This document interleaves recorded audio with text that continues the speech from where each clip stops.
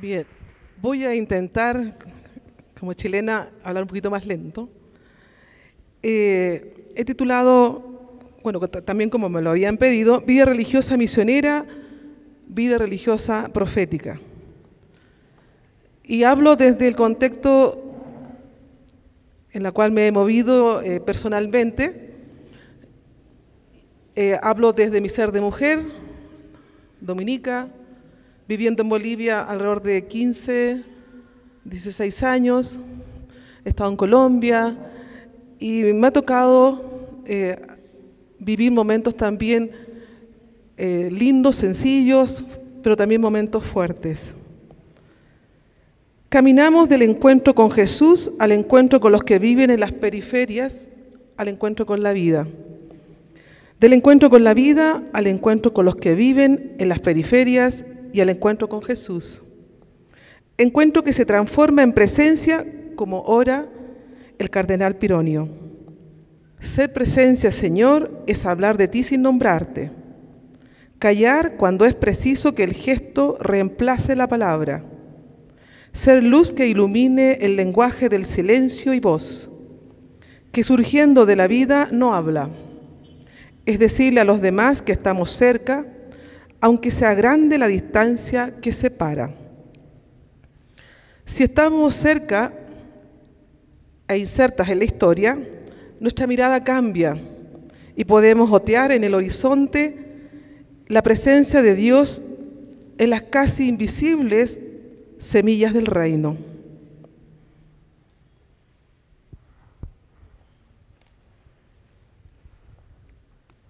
La realidad se convierte en desafío y nos pone en salida. No hay otra alternativa.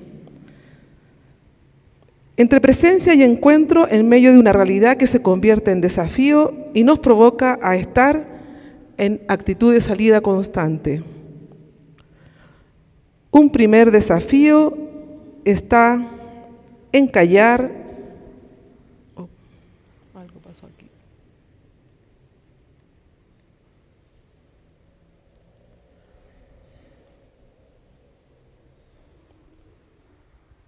Se nos invita la realidad a veces a callar y a hacer silencio.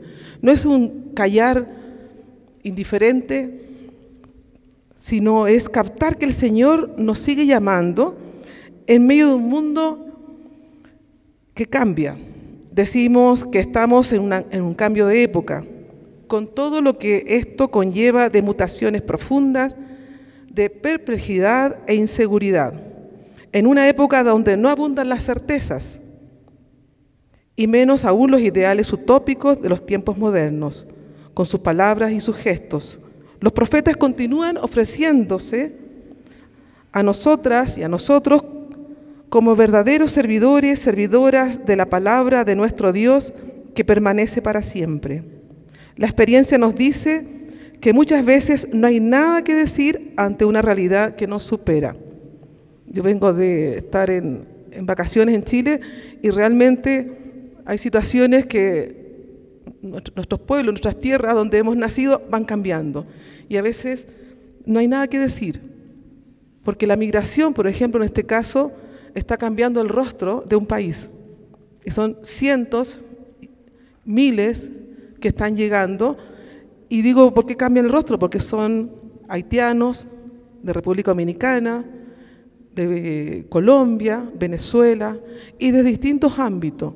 Entonces mi pueblo que era, creo que era la más morena dentro de mi pueblo, pues ahora hay trabajando muchos haitianos, colombianos y de República Dominicana. Un segundo desafío nos exige la escucha.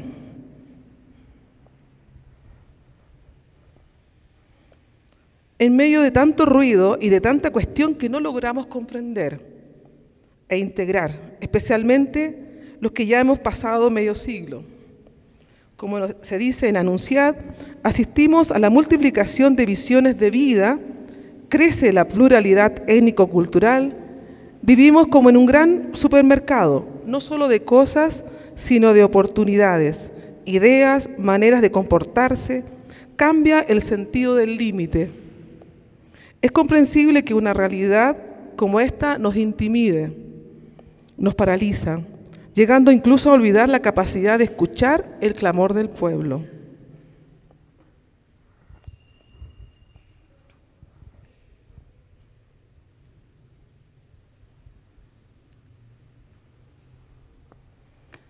Un tercer desafío es abrir nuestra mente, nuestro corazón y todo nuestro ser para poder descubrir la presencia de Dios que palpita en ese vientre, en el de María, y también en los empobrecidos y excluidos, en las situaciones ambiguas, en tanto desastre y situaciones que se nos hacen difíciles de asumir y tomar una postura de saber cómo y dónde nos quiere Dios hoy. Por ejemplo, ante la impunidad de tantos empresarios, políticos corruptos que nos toman, parece que el pelo, la situación de la pedofilia en la iglesia, el lavado de dinero, porque a veces nos hacen regalos grandes para construir y viene del lavado de dinero, la trata de personas, el matrimonio gay, etc. De este modo nos conduce a otros desafíos que hoy complican nuestra consagración. Y es la palabra y el gesto, porque se espera que la vida consagrada esté presente como punta de lanza en los acontecimientos, en las decisiones de los gobiernos, lo que la sociedad va decretando y que atenta a la vida, al cuidado de la creación, porque los feminicidios crecen, el narcotráfico que va minando familias, barrios y pueblos, y muchas otras situaciones que generan una desconfianza tal que llegamos incluso a cerrar las puertas, no solo de las iglesias, nuestras propias puertas de las comunidades y las familias. Subimos los muros, la protección ante la inseguridad y la desconfianza. Pero es importante cultivar la capacidad de estudiar los signos de los tiempos. Es preciso preguntarnos sobre lo que Dios y la humanidad hoy nos piden, para que nuestra palabra, nuestros gestos tengan sentido y significación. Entonces así esta realidad no nos agobiará. Ayer en el taller decíamos, sentimos una impotencia ante la realidad. No impedirá que levantemos la cabeza, esta realidad no puede impedirnos que levantemos la cabeza y hacerle frente si retomamos lo que a todo cristiano o cristiana le renueva la esperanza, haciendo el ejercicio ante lo que nos toca vivir en los distintos momentos. Callar, hacer silencio, escuchar el sufrimiento, abrirnos al otro, a la otra y a la realidad, permitiendo que el gesto y la palabra que brota tenga sentido y fuerza profética, porque ahora parece que estamos haciendo lo que Cristo haría hoy. En medio de esta realidad, con sus múltiples desafíos, este Congreso nos hace una invitación a renovar el espíritu misionero, recuperando la mística y la profecía, que entre el quehacer y el hacer, a las necesidades inmediatas se nos ha olvidado y quedado en una curva del camino, teniendo en cuenta que como vida consagrada, nuestro origen es fruto de un acto profético, ante una realidad eclesial que había perdido su coherencia. Recordemos lo que nos dice Aparecida.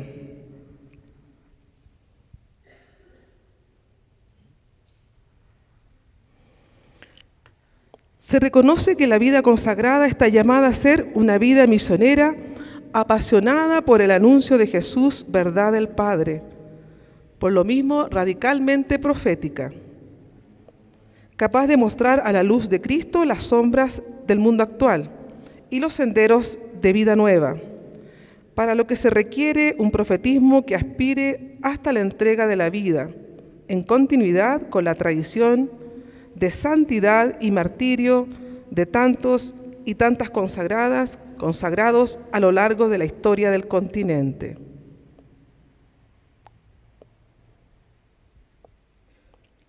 Es momento de hacer silencio ante esos rostros que nos recuerdan a hombres y mujeres que han estado en lugares de frontera, en lugares de conflicto, y que ya no están aquí en medio de nosotras y nosotros. Podemos expresarlo en voz alta y recordar hombres y mujeres que han estado aquí en Bolivia y que han sido estas personas incluso que hermanos nuestros, hermanas nuestras que han dado la vida, han gastado la vida aquí en Bolivia. Lo podemos decir en voz alta.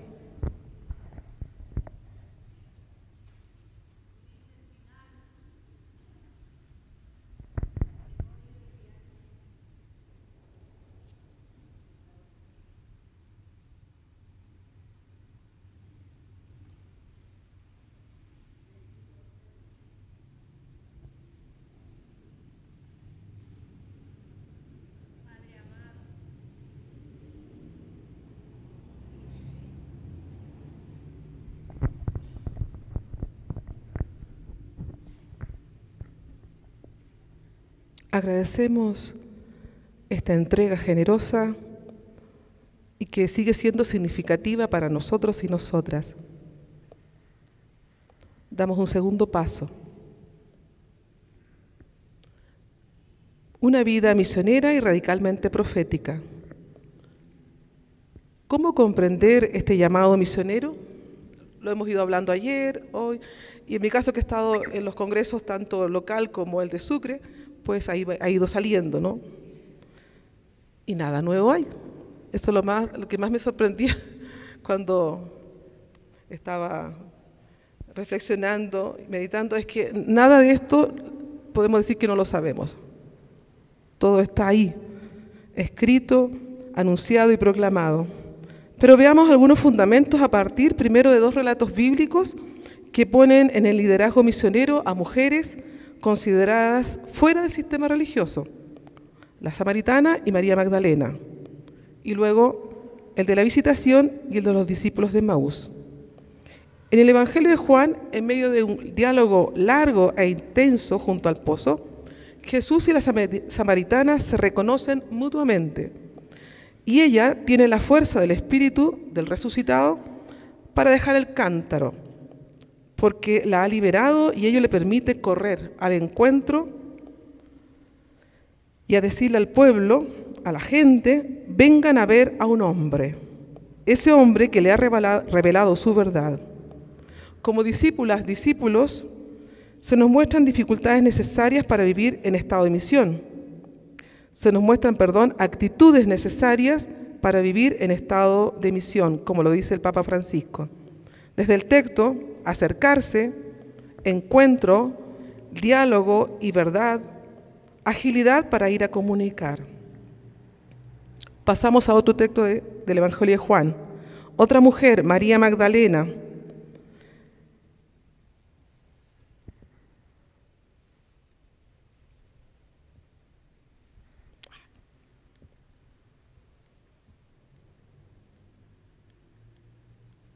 ¿Me ayudas? Sí.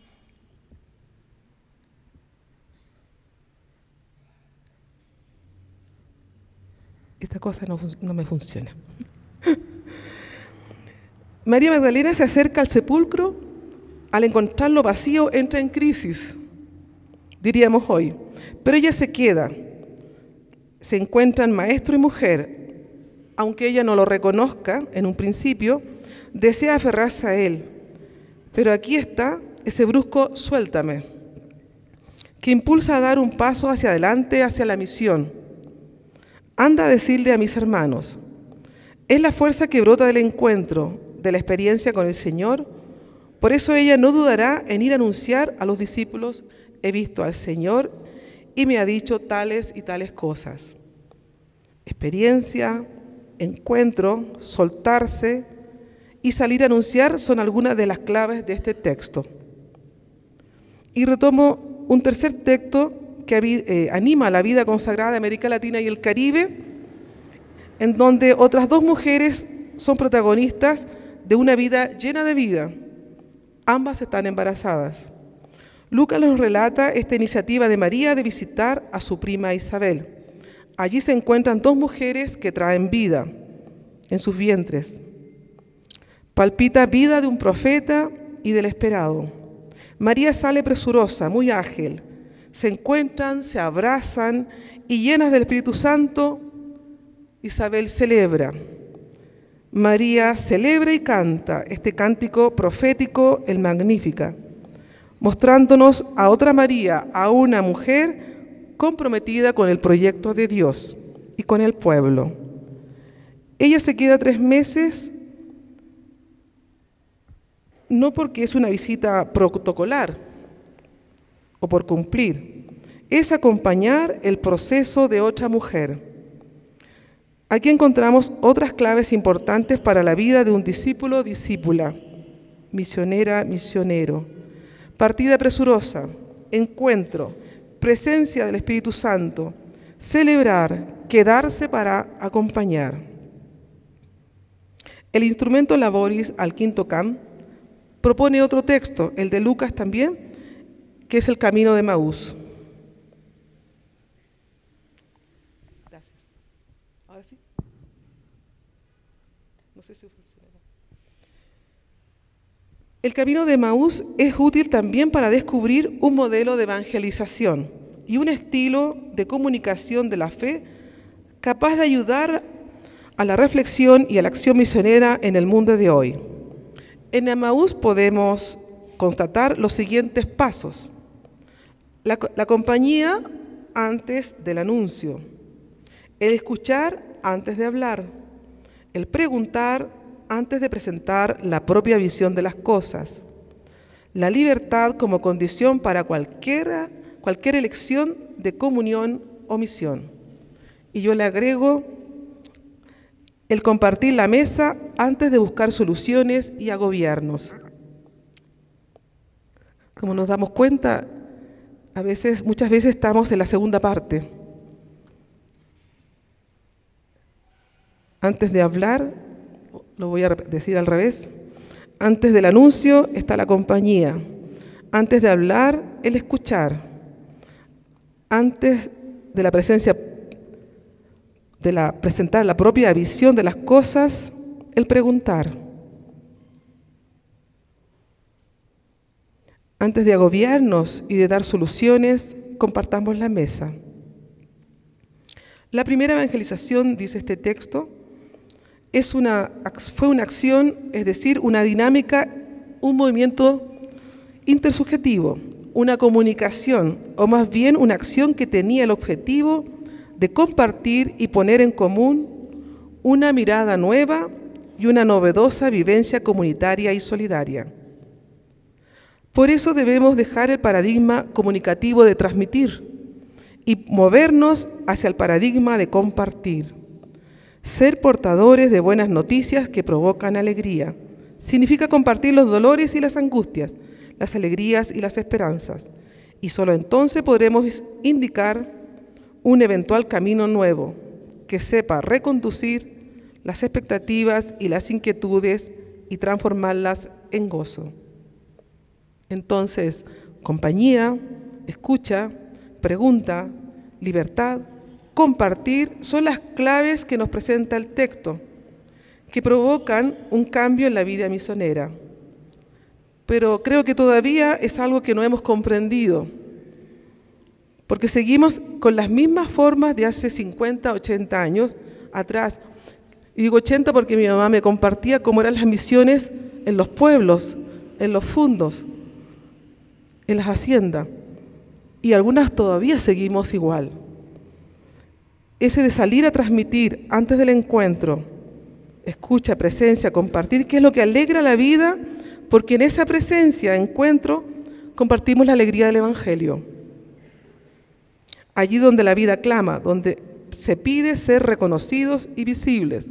Nosotras en el grupo de ayer pedimos ser reconocidas y visibles, las mujeres en el rol dentro de la iglesia. De tantos vecinos empobrecidos que sufren sus dolores y sus angustias, pero que a la vez viven también sus alegrías y sus esperanzas. Y es interesante que se nos recuerde la clave de la libertad como elemento que nos permite crecer y madurar nuestras opciones. Sin ella repetimos acciones y la misión se transforma en un peso, en un trabajo agotador, porque hay que cumplir metas. Cuando me he encontrado con algunas hermanas, pues, uso de mi propia edad, no de mi edad, un poquitito menos incluso, pues están cansadas. Vienen al Congreso cansadas, agotadas. O venimos complicadas, conflictuadas. El conflicto no es problema. El problema es que si se hace constante el agobio, el cansancio, pues hay que tener prender una luz roja porque algo nos está pasando. Y desde estas claves que nos ofrece Jesús en los evangelios, en medio de situaciones de conflicto o exigencias de la vida, lo que ayer estábamos aquí y sonaban los petardos, ¿ya? Al salir iba una marcha. Nosotros estamos en Bolivia viviendo esta situación.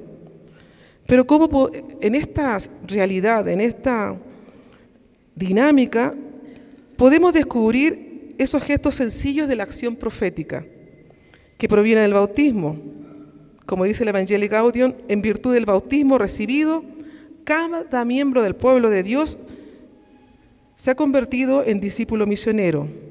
Cada uno de los bautizados, cualquiera que sea su función en la iglesia y el grado de ilustración de su fe, es un agente evangelizador. Y en la carta anunciada se afirma que el Espíritu es el protagonista. Lo hemos ido repitiendo ayer reiteradas veces. ¿Ya? No somos protagonistas nosotras ni nosotros. Es el Espíritu. Porque Dios es amor trinitario, es el primer misionero. Es una acción comunitaria no de hombres y mujeres solas. Aunque yo viva en una mini comunidad como me la bautizó una hermana de Cuba. Somos dos. Pero eso no quita, no resta la experiencia. Su origen es desde la comunidad trinitaria y se dinamiza en la vida comunitaria. En la exhortación apostólica, vida consagrada, se destaca la importancia del testimonio profético ante los grandes retos, el carácter profético de la vida consagrada como una forma especial de participación en la función profética de Cristo, comunicada por el Espíritu Santo a todo el pueblo de Dios. Como ya lo decía anteriormente, y no es posible olvidar este carácter profético de la vida consagrada, porque es inherente a nuestra vida, es una exigencia que brota del llamado, de la experiencia con Jesús y que nos convierte en discípulos, discípulas. Somos signo que se expresa en el testimonio profético de la primacía de Dios y de los valores evangélicos en la vida cristiana. La verdadera profecía nace de Dios, de la amistad con Él, de la escucha atenta de su palabra en las diversas circunstancias de la historia. Si tomamos en serio lo que afirma y reconoce el Concilio Vaticano II, la exhortación apostólica, vida consagrada, lo que recoge la Carta Scrutad y otros escritos, sentiríamos arder nuestro corazón, porque acogemos su palabra y la transformamos en diálogo, en oración, contemplación. La proclamaríamos con la vida, con los hechos, con los labios, haciéndonos portavoz de Dios contra el mal y contra el pecado.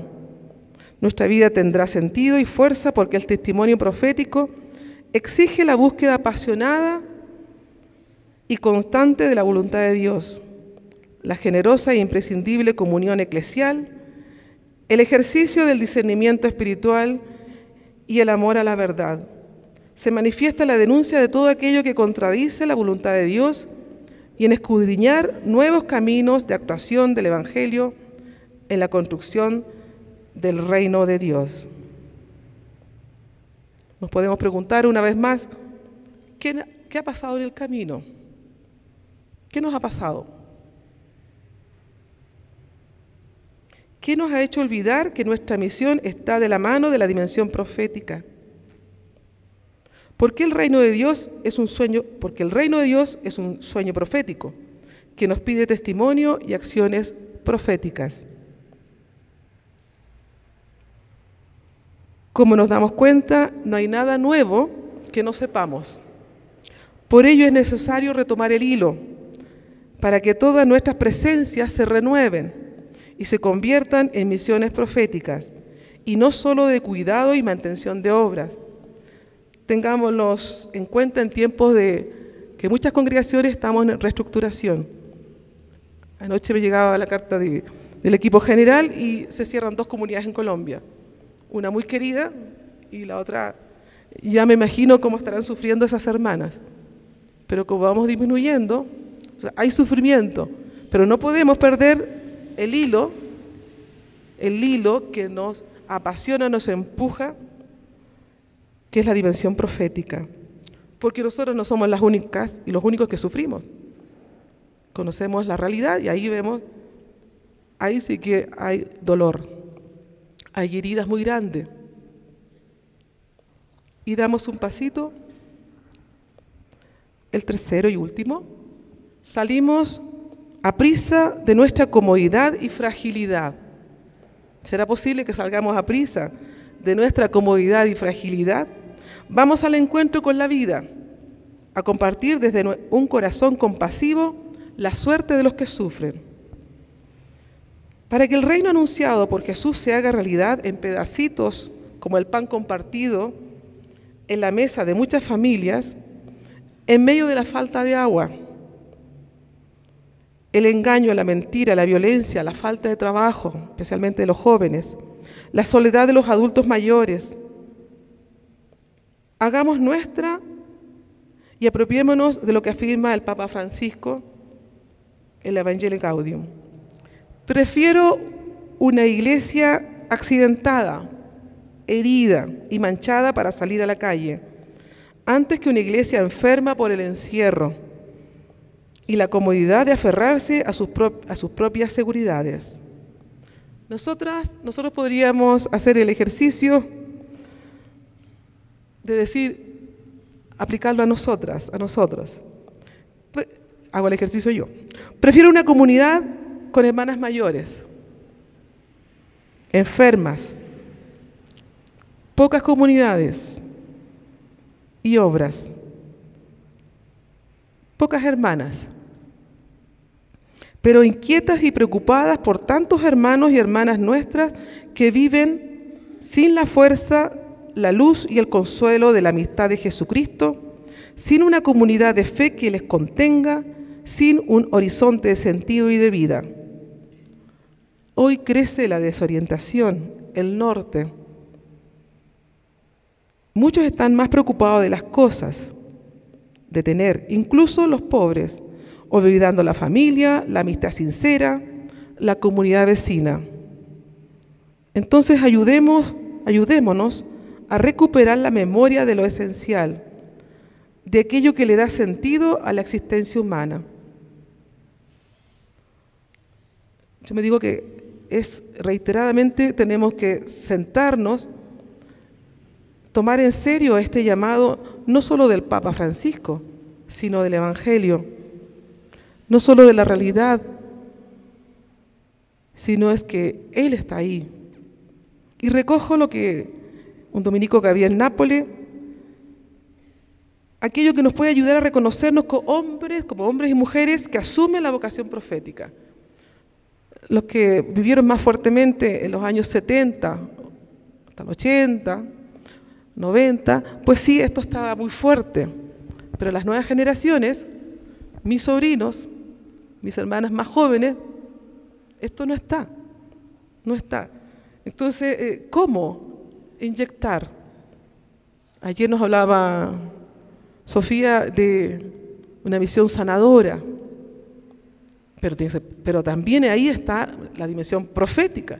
Sabemos que todo el tema de salud, aquí no se toma, que hay aquí, en Bolivia, el conflicto, pero también en otros lados que la salud es privatizada. O sea, ¿quién tiene acceso? Muchas de nosotras vamos también, yo lo digo sin vergüenza, que voy a la privada. Porque si tengo que ir a hacer clase, bueno, la gente lo hace, los colegas lo hacen también, levantarse a las 5, a las 4 de la mañana para recibir una ficha, para ir a buscar y para que después le dé una segunda cita. Entonces, ¿cómo reconocemos, cómo asumimos esta vocación profética? Pongámonos frente al espejo de Dios. Dice Gabriel Napoli, toda vocación profética se fundamenta en una experiencia profunda de Dios que alcanza, toca, alerta y quema por dentro a los hombres y mujeres, comunicándoles su proyecto en favor del pueblo. Incluso este concepto pueblo está en el Congreso de Sucre, se cuestionó la palabra pueblo y se sacó porque se tiene hoy día hay que aclarar, hay que replantearse qué entendemos por pueblo. ¿Pueblo de Dios? ¿Caminamos con el pueblo, decimos?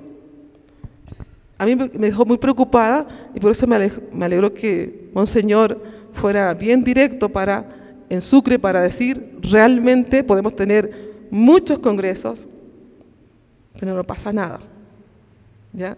No hay cambio, ¿ya? Entonces esta vocación profética se fundamenta en una experiencia profunda de Dios. Todos decimos sí, lo tenemos, pero que alcanza, toca, alerta y quema por dentro, nos quema por dentro, comunicándole su proyecto en favor del pueblo. Esta experiencia está enraizada en la misma historia e implica necesariamente ver el mundo con los ojos y el corazón de Dios y discernir los signos de los tiempos. ¿Con quién discernimos? Ayer decía yo, bueno, vemos la televisión, ya no quiero ver noticias. Pero ¿cómo sabemos? ¿Cómo nos informamos? ¿Cómo estamos enterados? ¿Qué voces escuchamos? Yo he descubierto que después de las 10 de la noche, lamentablemente es muy tarde, dan programas donde por lo menos escuchas reflexiones, otras voces. Esté o no esté de acuerdo, tengo que escuchar distintas posturas para poder realmente ponerme los lentes de Dios y discernir los signos de los tiempos. Como está metida en la historia, le corresponderá, según las circunstancias, denunciar las situaciones de idolatría, el falso culto religioso y la injusticia en las relaciones humanas, o también anunciar el plan de Dios, la esperanza en su promesa y en un futuro de paz para el pueblo. Una paz que se construye entre todos, que brota de ese encuentro, que brota porque somos conscientes de esa realidad. En ocasiones tendrá que llamar a la conversión, la vocación profética, al cambio, a la transformación y acciones que a veces hacen que la propia vida se constituya en un anuncio de parte de Dios. En lo que estamos insistiendo, ser testimonio, testigos. La profecía suele provocar crisis, conflictos, persecuciones e incluso martirio. Esto como que ha quedado para algunos nomás, incluso en la vida religiosa, cuando hemos querido organizarnos, hacer reflexión. Como dominicos y dominicas tenemos por obligación, entre comillas, ¿sí?, constituir comisiones de justicia y paz. Los religiosos y religiosas no participan. Estoy diciendo una verdad de nuestra familia dominicana. En Bolivia nos ha costado y se prefirió formar la comisión de comunicación y no la de justicia y paz. Y ahora que hay unas poquitas, son la mayoría laicos y laicas de la familia dominicana que quieren sentarse a conversar y a dialogar y a confrontar esta realidad. Entonces, a mí me preocupa, lo digo sinceramente, porque es lindo decir vida religiosa, vida consagrada, misionera, vida consagrada, profética, si seguimos con la misma mentalidad, las mismas estructuras, las mismas formas de relacionarlo, incluso entre nosotras, ya entre nosotros, con la jerarquía, lo vamos a decir, con nuestros obispos, no cambiamos. Entonces, cuando trabajemos en las preguntas, les pediría que, como nos decía Osvaldo, no hacer grandes proyectos, sino que conversemos, dialoguemos, escuchémonos, para poder a ver si brotan nuevas pistas, nuevas pasiones por el reino de Dios aquí en Bolivia, en esta realidad que nos toca vivir.